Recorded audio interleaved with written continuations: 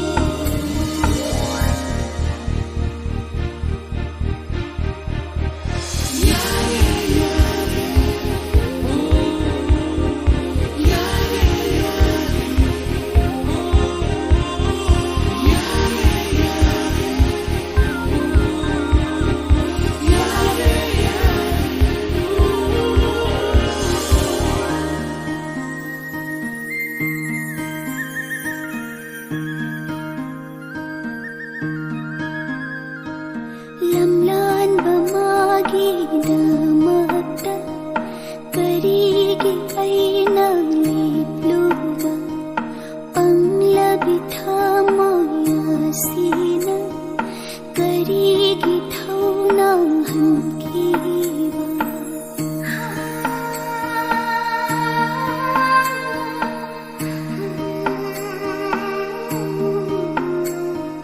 lamlan bamagi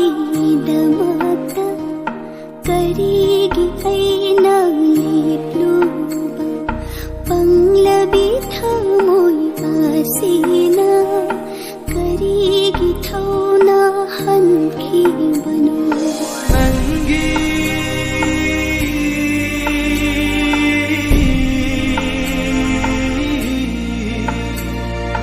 nangi